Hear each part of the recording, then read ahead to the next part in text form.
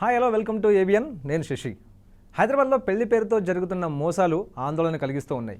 కేవలం ప్రేమ పేరుతో మాత్రమే కాదు, పెద్దలు కుదిర్చిన సంబంధాల మాటన కూడా కొందరు నయవంచకులు అమ్మాయిలను మోసం చేస్తూ ఉన్నారు. ఇటీవల కాలంలో హైదరాబాద్లో ఇలాంటి కేసుల సంఖ్య పెరుగుతుంది. మరోవైపు షీ టీమ్స్ను ఆశ్రయిస్తున్న వారి సంఖ్య కూడా ఎక్కువగానే ఉంటుంది.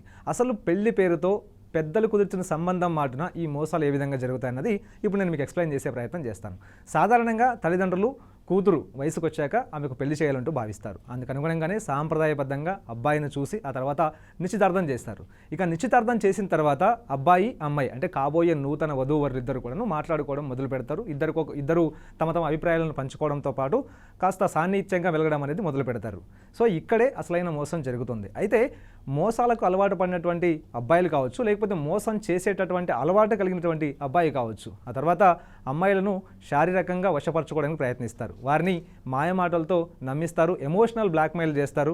మరోవైపు ఇక ఆల్రెడీ మనకు నిశ్చితార్థం జరిగింది కాబట్టి శారీరకంగా కలిస్తే తప్పేంటి అంటూ వారిని నమ్మించి వారితో శారీరకంగా కలుస్తారు. ఆ తర్వాతే అసలైన కథను నడిపిస్తారు. ఇక శారీరకంగా కలిసిన తర్వాత తనకు పెళ్లి చేసుకోవడం ఇష్టం లేదు, ఒకవేళ పెళ్లి చేసుకోవాలంటే మాత్రం అదనపు కట్నం ఇవ్వాలి అంటూ అబ్బాయిలు మెలిక పెడుతూ ఉన్నారు.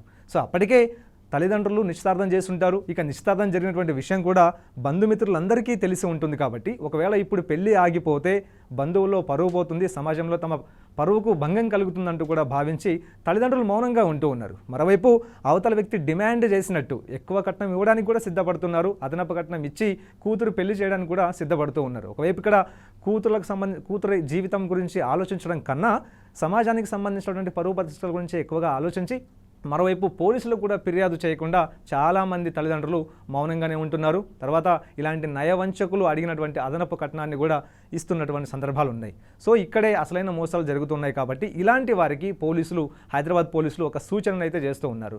ఖచ్చితంగా ఇలాంటి ఆకతాయిలు కావచ్చు, లేకపోతే ఇలాంటి నయవంచకులు కావచ్చు, పెళ్లి పేరుతో మోసాలకు పాల్పడితే ఇలా ఎమోషనల్గా బ్లాక్మెయిల్ చేసి శారీరకంగా వశపరుచుకొని అనంతరం అదనపు కట్నం కోసం వేధిస్తే మాత్రం ఖచ్చితంగా ఫిర్యాదు చేయాలి అంటూ కూడా సూచిస్తూ ఉన్నారు. వారికి సంబంధించినటువంటి వివరాలను గోప్యంగా ఉంచుతామంటూ కూడా పోలీసులు చెప్తూ ఉన్నారు. ప్రధానంగా షీ టీమ్స్ను ఆశ్రయిస్తే వారికి కౌన్సిలింగ్ ఇవ్వడంతో పాటు ఎవరైతే ఇలాంటి బ్లాక్మెయిల్స్కు పాల్పడుతున్నారో వారి మీద ఎఫ్ఐఆర్లు నమోదు చేయడంతో పాటు వారిని జైలుకు పంపించేటటువంటి అవకాశాలు కూడా ఉంటాయి. కాబట్టి ఎక్కడా కూడా భయపడొద్దు. ఖచ్చితంగా ఇలాంటి వేధింపులు ఉంటే మాత్రం షీ టీమ్స్ను ఆశ్రయించాలంటూ కూడా హైదరాబాద్ పోలీసులు చెప్తూ ఉన్నారు.